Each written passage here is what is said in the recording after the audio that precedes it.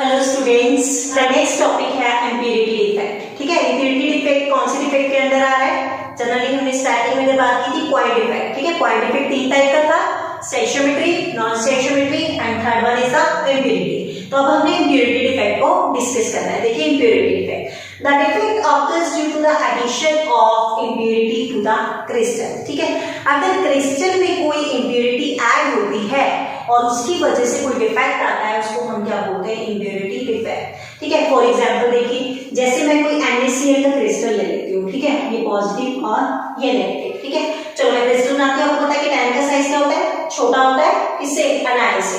ठीक है, सपोज ये Na positive, Cl negative, Na positive, Cl negative. यहाँ पर क्या आ जाएगा? Cl negative, Na positive, Cl negative, Na positive. यहाँ पर क्या आ जाएगा? Na positive, Cl negative, Na positive and Cl negative. Cation का साइज छोटा है, एनायन का साइज बड़ा है। केटायन का साइज छोटा है, एनायन का साइज बड़ा है।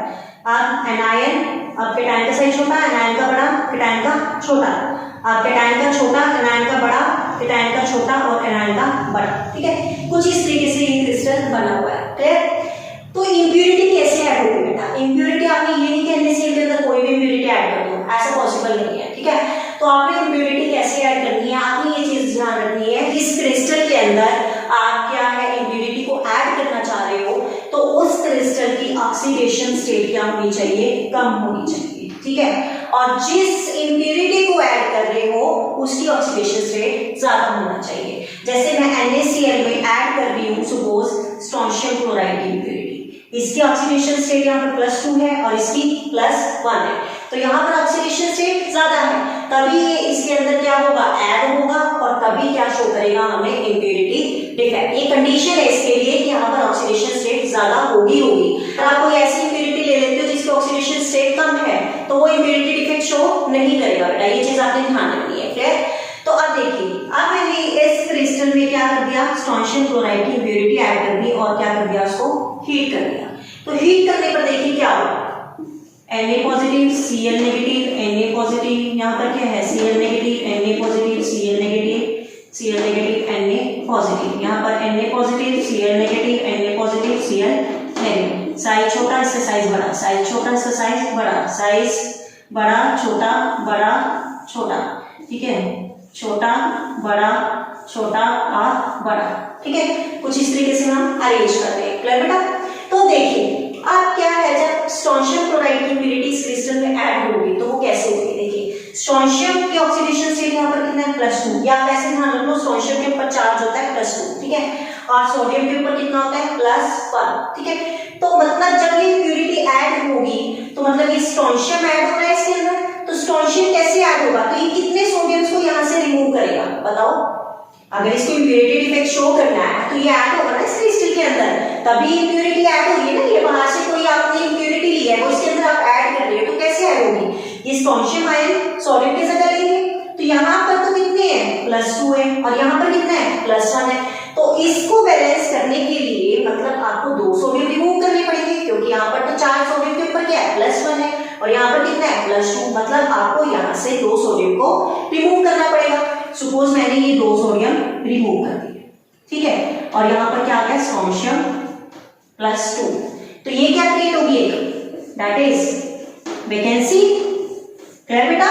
तो ये वैकेंसी जो क्रिएट हुई है किसकी वजह से हुई है? इस इम्प्योरिटी के ऐड होने की वजह से। तो इसको हम क्या बोलते हैं? Impurity defect. आ रही बात बेटा समझ?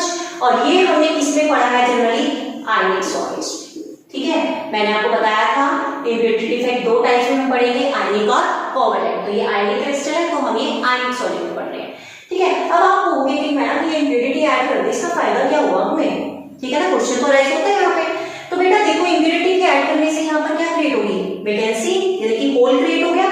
तो इट मींस जब होल क्रिएट हो गया या फिर वैकेंसी क्रिएट होगी, इनका क्या है? आयंस का मूवमेंट होगा, और मूवमेंट होगा आयंस का, तो कंडक्टेंस क्या हो जाएगी? इंक्रीज हो जाएगी। तो मतलब कंडक्टेंस इंक्रीज हो जाएगी, मतलब ये कंडक्टिविटी को इंक्रीज करने में क्या करता है? हेल्प करता है। क्लियर बेटा? चलो फटाफट नोट डाउन करो इसको, फिर हम पढ़ते हैं कोवैलेंट। क्लियर? चलिए बेटा नेक्स्ट कोवैलेंट सॉलिड में हमने इम्प्योरिटी डिफेक्ट को डिस्कस करना है। इसको डिस्कस करने से पहले आपको एक डॉपिंग, एक बात होता है इसके इम्प्योरिटी डिफेक्ट में डॉपिंग, उसका मतलब बताना चाहिए। तो डॉपिंग का मतलब क्या होता है? mixing of substance into the another such as the properties of that substance change completely, कि अगर हम एक सब्सटेंस को दूसरे सब्सटेंस में मिक्स कर रहे हैं और उसे मिक्स करने की वजह से उस सब्सटेंस की प्रॉपर्टीज कंप्लीटली चेंज हो जाती है, तो उसको हम क्या बोलते हैं, डॉपिंग। क्लियर है? डॉपिंग मतलब इंट्रोड्यूसिंग, ठीक है, इंट्रोड्यूसिंग एन इम्प्योरिटी। आप शॉर्ट लैंग्वेज में ये बोल सकते हो, इंट्रोड्यूसिंग एन इम्प्योरिटी। क्लियर? तो यहाँ पर मैं डाल सकती हूँ इंट्रोड्यूसिंग एन इम्प्योरिटी। बेटा चलिए अब देखिए कोवेलेंट सॉलिड्स में डिफेक्ट कैसे आएगा, मतलब कोवेलेंट सॉलिड में मतलब यहाँ पर कोवेलेंट बॉन्ड बनेगी तभी ये क्या है, डिफेक्ट अराइज होगा। तो जैसे मैं बात करती हूँ जैसे सिलिकॉन एंड जर्मेनियम, ठीक है, सिलिकॉन और जर्मेनियम आपके ग्रुप 14 में आता है। अगर मैं उसको डॉक कर दूँ ग्रुप 15 के साथ या फिर ग्रुप 13 के साथ, तो ये डिफेक्ट अराइज होता है कौन सा, इन कोवेलेंट सॉलिड, और या फिर इसको हम बोलते हैं इलेक्ट्रॉनिक डिफेक्ट।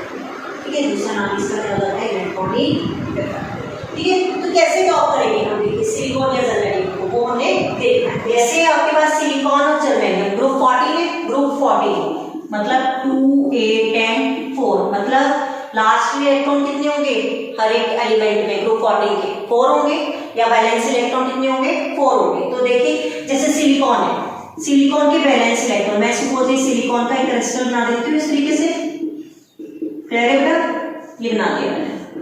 यहाँ पर आउटर मोस्ट शेल में कितने 4 इलेक्ट्रॉन है, 1 2 3 एंड 4।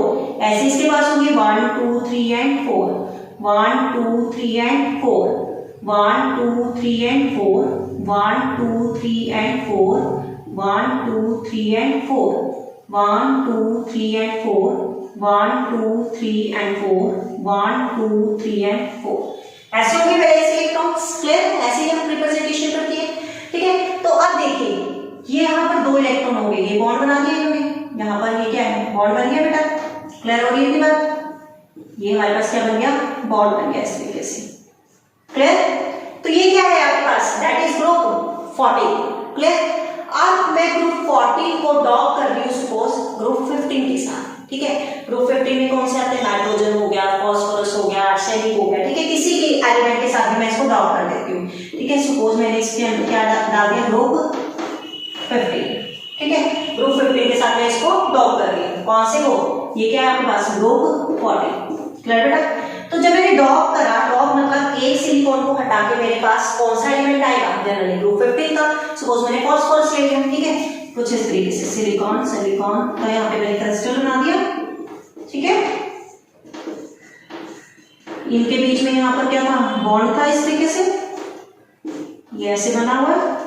फिर अब मैं बोल रही हूँ कि यहाँ पर क्या आ गया, आर्सेनिक आ गया या फास्फोरस आ गया, कोई भी ले लो आप। ठीक है, तो फास्फोरस आ गया। अब फास्फोरस ग्रुप 15 से बिलोंग करता है, 2 8 5, आउटर मोस्ट इलेक्ट्रॉन कितने हैं 5, तो इसके आसपास 5 इलेक्ट्रॉन होंगे, 1 2 3 4 एंड 5। अब देखिए ये वाला इलेक्ट्रॉन तो इसके साथ कंट्रीब्यूट कर रहा है, ये वाला इलेक्ट्रॉन इसके साथ कर रहा है, ये वाला इलेक्ट्रॉन इसके साथ कर रहा है, ये वाला इलेक्ट्रॉन इसके साथ कर रहा है, बट एक ये इलेक्ट्रॉन बच गया। ये क्या है, एक बच गया ना, ये कहीं पर पार्टिसिपेशन नहीं कर रहे, तो इट मींस यहाँ पर एक इलेक्ट्रॉन क्या है, एक्स्ट्रा है। तो इसीलिए इसका दूसरा नाम क्या बोल देते हैं हम इसको, जनरली इलेक्ट्रॉन रिच इम्प्योरिटी। ये एक इलेक्ट्रॉन ज्यादा है तो इसको हमने क्या डाल दिया, इलेक्ट्रॉन रिच इम्प्योरिटी। और इलेक्ट्रॉन रिच इम्प्योरिटी जहां होती है उसका नाम होता है एन टाइप। अब बात आ रही है जो इलेक्ट्रॉन बचता है इसका क्या रोल होता है, ऑब्वियसली किसमें हेल्प करेगा, कंडक्टिविटी में। क्लियर? तो ये कंडक्टेंस में हेल्प करता है। क्लियर? चलिए, अब ये बात तो थी जब ग्रुप 14 को आप इंट्रोड्यूस कर रहे हो किसके साथ, 15 के साथ। अब मैं क्या कह रही हूँ, ग्रुप 14 को इंट्रोड्यूस कर दो किसके साथ, 13 के साथ। 13 में यहाँ पर क्या आ जाएगा, एल्युमिनियम। एल्युमिनियम मतलब ग्रुप 13 है तो 2 8 3, मतलब आउटर मोस्ट शेल में कितने इलेक्ट्रॉन होंगे, 3 1 2 एंड 3। इसने इसके साथ पार्टिसिपेट कर लिया, इसने इसके साथ कर लिया, इसने इसके साथ कर लिया।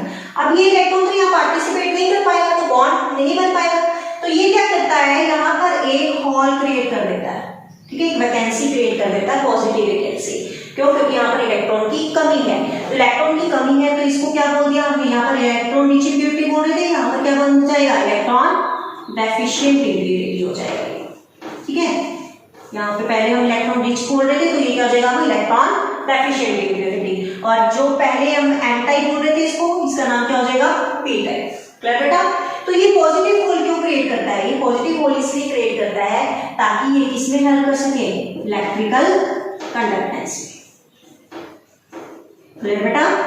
तो इलेक्ट्रिसिटी कंडक्ट करता है, इसलिए यहाँ पर ये पॉजिटिव होल क्रिएट कर देता है। बताता है कि इलेक्ट्रॉन्स की कमी है तो इसने एक वैकेंसी क्रिएट कर दी, वैकेंसी क्रिएट कर दी तो वहां से जब वैकेंसी क्रिएट होगी तो इलेक्ट्रॉन इजीली मूव कर पाएगा, इलेक्ट्रॉन इजीली मूव कर पाएगा तो कंडक्टिविटी को इंक्रीज कर देगा। ठीक है, तो ये जो एन टाइप और पी टाइप होता है इनका यूज कहाँ पे होता है, सेमीकंडक्टर्स को बनाने के लिए। ठीक है, ये आप बेसिकली फिजिक्स में भी पढ़ोगे।